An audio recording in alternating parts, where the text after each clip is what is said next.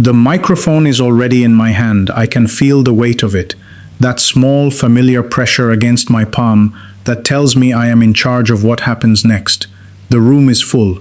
Every row, standing space at the back. The lights are up bright enough that I can see individual faces from where I stand, and I always look at individual faces. That is something I learned early. When you can see a specific person laughing, you feel it differently than when a crowd laughs. It becomes real. It becomes yours. My name is Nabil Hassan. I teach Islamic history at a community college in Illinois. I have a bachelor's degree in history, a master's focused on Islamic intellectual history, and enough years spent studying how religious ideas move through politics and culture that I stopped being surprised by any of it a long time ago. That is what I told myself anyway, that nothing surprised me anymore. The projector fills the wall behind me with a slide about Jesus. I built this presentation myself. Every slide, every word, every image chosen specifically for where I wanted the room to go. I know my material. I know this room. I know exactly how long to wait after a line lands before I speak again. A few people near the back are still smiling. Someone in the third row is writing something down. A handful of students look slightly uncomfortable. One man near the front has his arms folded and his jaw set, and I can read him completely from 20 feet away. He is a Christian. He came to this lecture hoping to hear something fair. I notice all of it. Let's be honest. I enjoy noticing all of it. I have just made a sarcastic comment about Jesus. Not a cruel one. Clever. The kind of remark that wraps itself in logic before it does its actual work. The kind that lets the audience feel like they're laughing at an idea rather than at a person, even though we all know what we're actually doing. The laughter is still spreading across the seats. I wait.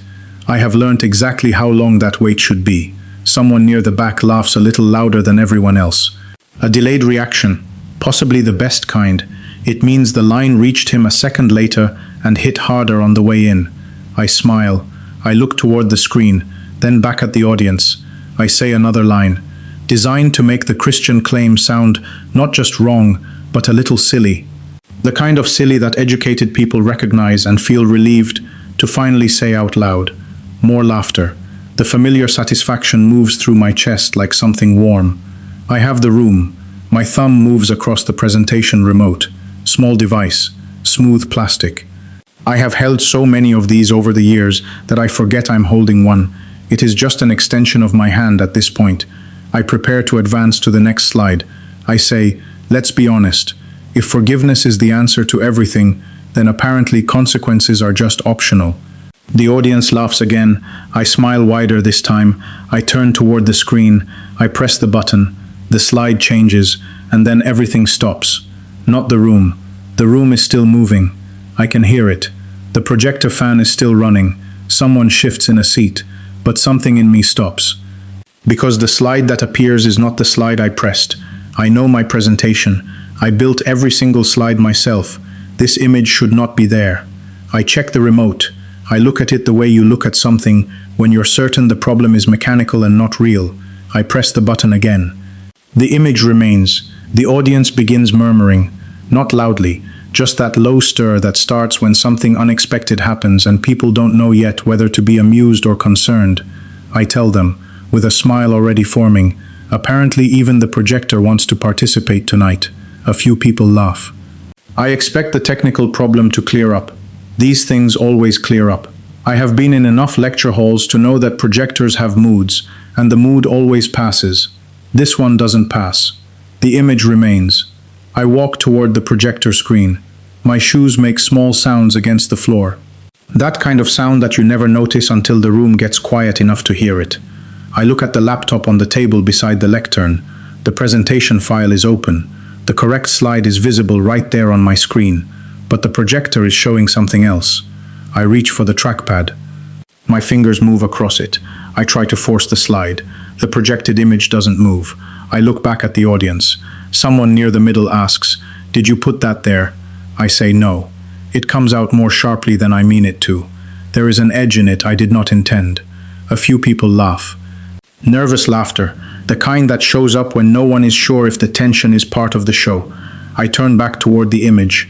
My instinct is immediate. Find the joke. Use it. Put the room back under control. I say something about technology deciding to get religious on me. The audience laughs. That relief moves through me again, like pressure releasing from something that had been held too tight. I return to the lectern. My right hand closes around the remote. I continue speaking. I make the Christian teaching about forgiveness sound like wishful thinking, dressed up in spiritual language. I say that people invented the concept of forgiveness because they could not endure the idea of real consequences. I say that suffering what you actually deserve is more honest than being simply told you are forgiven. I know exactly where this argument lands. I have made it many times. I can almost predict the reactions before they happen. Some people nod. Others look at the table in front of them. Not because they disagree, because they are thinking. The man near the front with his arms folded is watching me now, with an expression I have also seen many times. It is not anger exactly. It is something more like tired disappointment, like he came in hoping for a fair conversation and is watching it become something else. I notice. I speak almost playfully toward him, not aggressively. I want the room to see that I am not attacking anyone personally. I am simply following the argument wherever it leads. I make another comment. He does not laugh. He does not change his expression. He holds very still. I smile anyway. I know silence can be turned into its own kind of punchline. I do it. The room laughs again. The power I feel in this moment is something I have spent years cultivating. It is not cruelty. I want to be clear about that. It is control. The ability to put words in a specific order and watch a room full of people respond to them. There is nothing quite like it.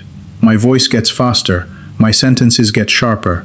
I stack one argument on another, the way someone builds something, and then stands back to admire the structure. I talk about forgiveness. I talk about weakness. I talk about Jesus. I make Jesus sound naive, not evil, naive. I say that people need stories about mercy because they cannot face the harshness of how the world actually works. That mercy is a comfort invented by people who couldn't handle the alternative. The audience reacts. Some laugh, some stare, some shift in their seats. I can see every reaction, and I catalog each one the way I catalog everything. The room is a kind of document to me. I read it as I speak. I turn toward the screen. The unexplained image is still there. My smile fades. Just for a half second, I tell myself it is a technical problem. I do not let the audience see the pause. I advance the presentation manually from the laptop. The correct slide finally appears. The room relaxes. I relax. I make another joke about the projector being dramatic. Laughter. We continue. I reach the section about forgiveness. I say, forgiveness without consequences is simply another word for avoiding justice. I wait. The room goes quiet.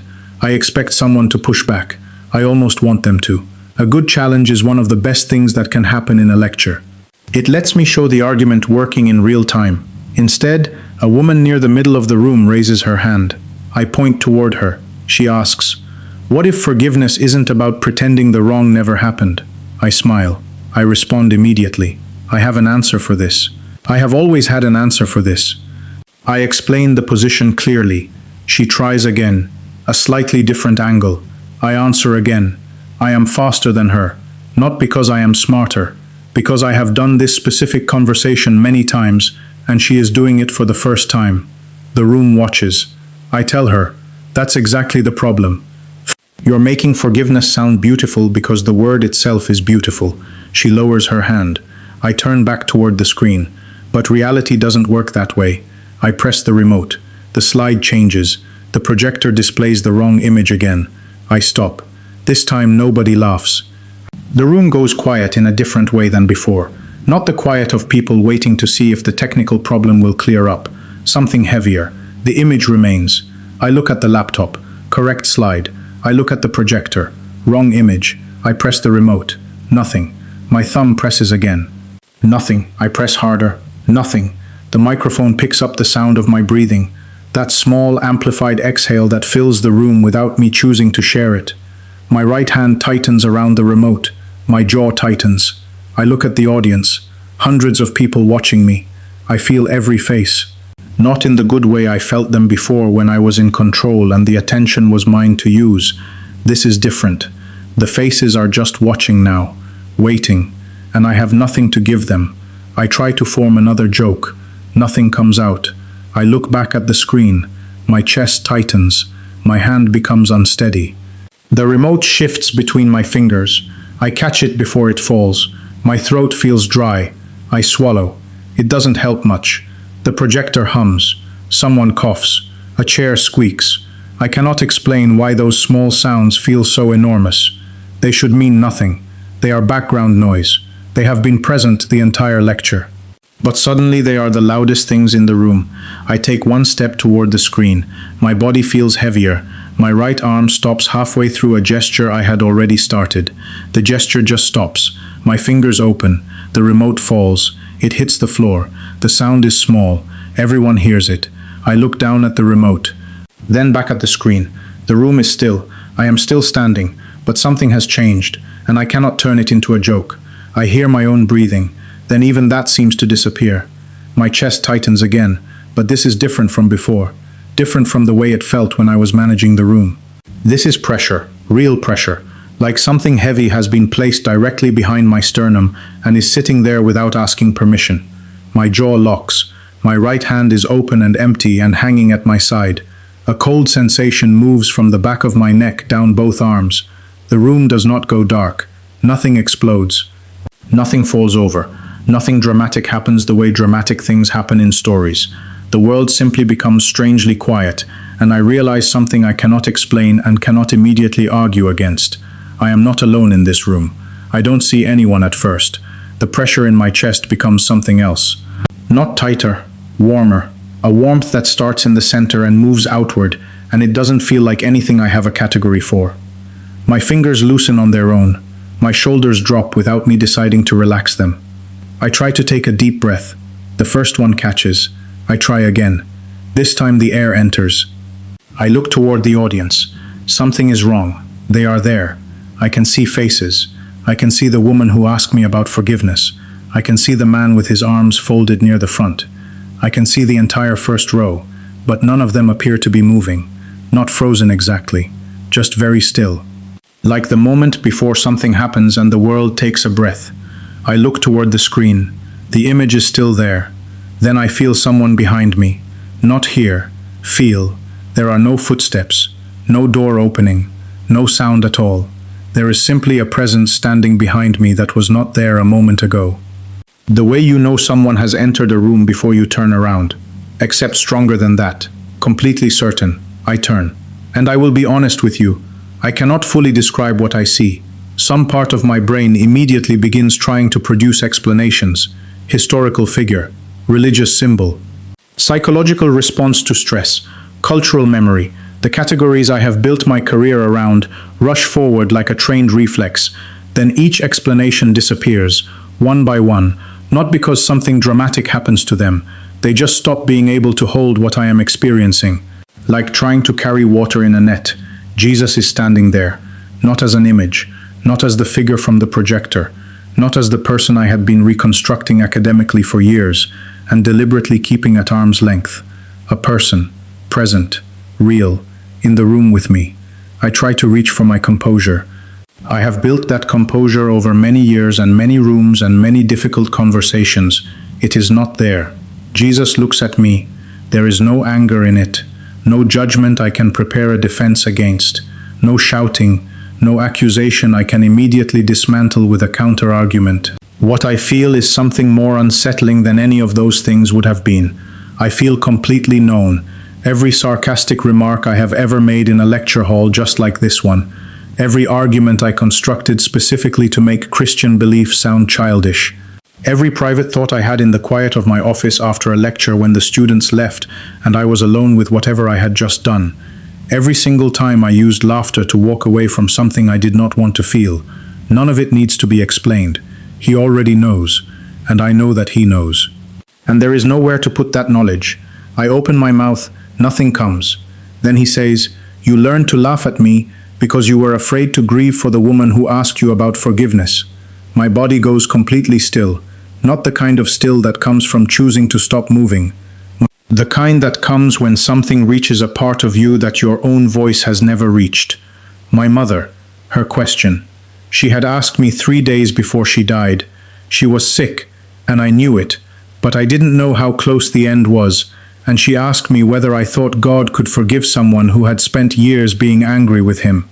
She asked it quietly, the way you ask something when you have been holding it for a long time and have finally run out of reasons to keep holding it alone. I laughed. I told her she was asking childish questions. She died before I answered her seriously, and every argument I had built about forgiveness being weakness. Every lecture where I made grace sound naive, every time I had stood in front of a room and made an entire audience laugh at the idea that God would forgive someone who didn't deserve it, it all arrives at once, not as a thought, as something physical, something sitting on my sternum and in my throat at the same time. I want to defend myself. I want to say she was sick. She didn't know what she was asking. I was right not to encourage her down a path that wasn't consistent with what we believed. I have said those exact words to myself every single day for 15 years. Not out loud. Never out loud, but inside, in the quiet places where I keep what I cannot argue my way out of. I cannot say any of it now. Then he says, "You were angry with me long before you admitted you were angry." My eyes close. I don't fall. I don't scream. Nothing dramatic happens. But my body simply cannot hold the posture I have been carrying all evening. My shoulders drop. My hands hang at my sides. The composure I spent 15 years building is simply gone. For the first time in longer than I can honestly remember, I have no argument ready, no counterpoint, no reframe. No joke, the present stays only long enough for me to understand the one thing I have been most successfully avoiding. Then it is gone. The projector fan becomes audible again. Someone shifts in a chair. A cough comes from the back of the room. The audience is moving. Ordinary time has returned. I look down at the floor. The presentation remote is lying where it fell. I bend down. My fingers close around it. My hand is still shaking. I can feel the tremor clearly. I stand. The audience waits. Someone near the front asks quietly, "Are you okay?" I look at the screen, then at the audience. I do not make a joke. I say, "I need a minute." I step away from the lectern. I walk toward the side door. I don't explain. I don't turn it into anything. I leave the room. In the hallway, I stop. I place one hand against the wall. The surface is cool. I focus on that. The coolness against my palm. I take several breaths, not performing calm, actually searching for it. Then I open my lecture bag. My fingers find the front pocket before I consciously decide to reach for it. Inside is a small silver thimble, my mother's. She used it to repair the loose buttons on my school shirts when I was a child. Sat at the kitchen table in the evenings and worked slowly and carefully while I talked about whatever had happened that day. I have carried it in this bag for 15 years. I have never told anyone why. I have barely admitted the reason to myself. I take it out. I look at it for a moment. Then I put it back. I find a bench in the hallway. I sit down. I don't cry. I don't pray. I simply sit in the kind of quiet that I normally fill with something. Analysis. Preparation. Another argument I haven't finished building yet. This time I sit in the quiet and let it be quiet. After several minutes, I go back in. The audience is still there, still waiting, which surprises me. Some part of me expected the room to have emptied out, the way things empty out when you lose control of them. I look at the presentation. I say, I'm not going to finish this argument tonight. Someone asks why. I look at the screen, then at the room, because I don't know if I've been honest about what I'm actually arguing against. I end the lecture. The next morning I wake before my alarm. My hand reaches for my phone out of habit. I stop. I sit on the edge of the bed instead. The previous night comes back, not as a question about what happened. I already know something happened. The question I'm not ready to answer yet is what to do with the fact that it did. I take a notebook from the table beside my bed. I write down exactly what happened, not analyzed, not contextualized, just what happened. I write the sentence that was said to me, then I read it again, then I write one more sentence underneath it. What was I angry about? I stare at that question for a long time, then I fold the paper. I put it in the front pocket of my lecture bag, next to the thimble. Days pass. I change one thing first. I stop making jokes about Jesus during lectures. I don't announce this. I don't make it into a statement. I simply stop doing it. And I notice almost immediately how much space those jokes had been taking up. How much of my teaching had been shaped around those moments where I made the room laugh at something I was presenting as beneath serious consideration. Without the jokes, the lectures feel different, harder in some places, more honest in others. Then I change another thing. When a student challenges me, I start listening longer before I respond, not strategically, not to seem more open, because something has shifted in me that I can't yet name, and one of the symptoms of it is that I stop feeling the urgency to answer immediately. I begin reading Christian sources differently, without preparing my counter-argument first. This is genuinely uncomfortable. I am not overstating that. I have been reading things with a prepared response waiting in the background for so long that reading without one feels like standing somewhere with no floor beneath me. I continue anyway. I think about forgiveness, not the theological argument about it, not the academic history of how Western legal and moral frameworks absorbed Christian ideas about pardon and mercy, not any of the angles I have made a career out of examining. My mother's question, 3 days before she died. I finally contact an old colleague, a man I have argued with across conference tables and in long email threads for years. He is a Christian. He knows exactly who I am and what I have said publicly. I ask him if we can meet. He says yes. We sit across from each other at a quiet cafe. I put my coffee down. He waits. He is good at waiting. I have always found that slightly irritating in him. Today I am grateful for it. I say, I need to ask you something without you turning it into a debate. He nods. I tell him what happened in the lecture hall. I tell it the way I wrote it in the notebook, without embellishment, without academic framing, without the protective layer I normally put around anything I'm not entirely sure of. He doesn't interrupt. When I finish, there is a silence that lasts long enough to feel deliberate. I look down at my coffee. I think I've been angry for 15 years. He asks, at Jesus? I sit with that question for a moment. I thought I was angry at Christianity. I stop. I think I was angry because my mother died before I could answer her. He doesn't give me a speech. He doesn't reach for a Bible. He doesn't tell me what this means or where it leads or what I'm supposed to do next. He simply listens. That is what I needed. I didn't know that was what I needed until he did it. Where are you watching this from? And if you've ever carried anger for so long that you forgot what was underneath it, I'd genuinely like to know. Weeks pass, and I mean weeks, not a transformation. Weeks of continuing to teach, continuing to study, continuing to sit with questions I don't immediately try to answer. That last part is the strangest change of all. I have spent my entire adult life turning questions into arguments within about 30 seconds. Sitting with something open, letting it stay open, not rushing to close it. This is not a skill I have. I am building it from nothing. I stop searching for opportunities to undermine Christian claims in my teaching, not because I have become neutral on the subject. I haven't. But because I start to notice what the mocking was doing. Not to Christian students, though I think about them. To me. Every time I made the room laugh at something, I was using the laughter the way I used the thimble in the front pocket of my bag, holding something without looking at it. I begin reading the gospel accounts directly, not for research, not for a paper. I keep notes. Some pages contain objections, old, familiar objections that I can still construct fluently. Others contain questions I've never asked before, because I was always in too much of a hurry to get to the counter-argument. One page, somewhere in the middle of all of this, contains only 3 words. Who is Jesus? I leave that question on the page. I don't force an answer. I keep reading. Eventually there is a moment where studying Jesus as a historical figure stops being enough. Not because the history is wrong. I still believe history matters, but because something happened to me in that lecture hall that history can't fully contain, and the gap between what I study and what I experienced has become too wide to keep ignoring.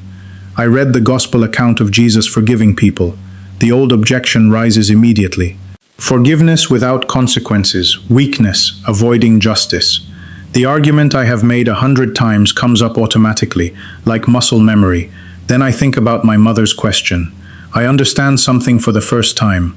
The reason forgiveness had always offended me wasn't purely theological. I had told myself it was a philosophical problem, a problem with how it could be reconciled with justice. But sitting with it honestly, for the first time in 15 years, I can see what it actually was. I wanted justice because justice gave me a reason to stay angry. And anger was the only thing I had built between myself and the question she asked me that I never answered. I begin praying. Let's be honest. The first prayer is not graceful. I am sitting alone, and the words that come out are, "Jesus, I don't know how to do this."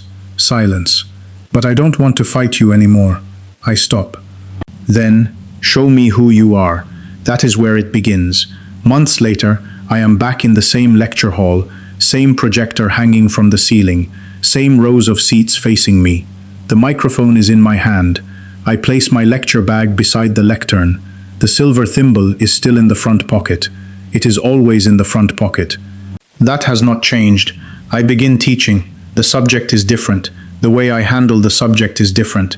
A student raises a difficult question partway through the lecture. I listen. I don't immediately prepare my response while they're still talking. I actually listen. Then I say, "I don't know yet." The student looks surprised. I smile. Let me look at that properly. My life is not perfect. I want to be clear about that, because I think people sometimes expect this kind of story to end with everything repaired and settled. Some colleagues think I changed too dramatically and don't know what to do with that. Some family conversations remain genuinely difficult. People who knew me before my conversion are still working out what to make of it, and I don't blame them. I said a lot of things publicly that I now feel genuine embarrassment about. Not the performed kind, the quiet kind that sits with you at the end of the day. I still think about my mother. I still don't know why she died when she did. I still don't have a clean answer to the question she asked me. What I have is something different. I no longer need that unanswered question to become an accusation. I no longer need to pick it up and use it to stay angry. Recently, a Christian student approached me after class. He sat down across from me looking the way people look when they've been carrying something for a while and have finally run out of places to put it. He said, "I don't know if I believe anymore." The old version of me would have immediately engaged that, would have asked clarifying questions designed not to understand him but to locate which argument applied, would have turned his struggle into a demonstration of some larger point. I pulled out a chair. I sat down. I said, "Tell me why." He talked for a long time. I did not interrupt him. I did not store what he said for later use. I just listened until he was finished. Then I said, "You don't have to be afraid of an honest question." I realized as I said it that I could not have said those words before, not because the words themselves are complicated, but because I didn't believe them before. I thought honest questions were just arguments that hadn't found their form yet. If you're watching this and you're carrying something like what I was carrying, not anger exactly, but the thing anger turns into when you hold it long enough that it starts to feel like part of your personality, I want to ask you to do something. If you pray, pray for the person who has been angry so long they don't remember what happened underneath the anger. Pray for the person who turned their wound into a weapon and has been so good at using it that they forgot it was a wound first. I know what that feels like. If stories like this help you think honestly about faith, about questions, about Jesus, you can subscribe and stay with us for the next testimony. I go back to the lecture hall late on an evening not long after that. The room is almost empty. Just me and the rows of seats and the projector still running because I forgot to turn it off when I left earlier. I close my laptop. My hand goes to the front pocket of my lecture bag without thinking. My fingers find the silver thimble. I take it out. I set it beside the closed laptop, just for a moment. Then the old habit surfaces. My hand reaches for the presentation remote on the table. I pick it up. I stand there holding it. The same kind of remote I was holding when I stood before hundreds of people and built an argument designed to make Jesus sound like something a serious person had moved past. The same kind of remote I was holding when it fell. The room is empty now. No audience. No applause. No laughter. No one watching me to see if I can hold the room. I look at the remote for a moment. Then I look at the projector. I switch it off. The light disappears. I put the remote down. The silver thimble is still there beside my closed laptop. Small, silver, worn in places from years of use before it was ever mine. I pick it up. I close my hand around it, and I walk out of the room.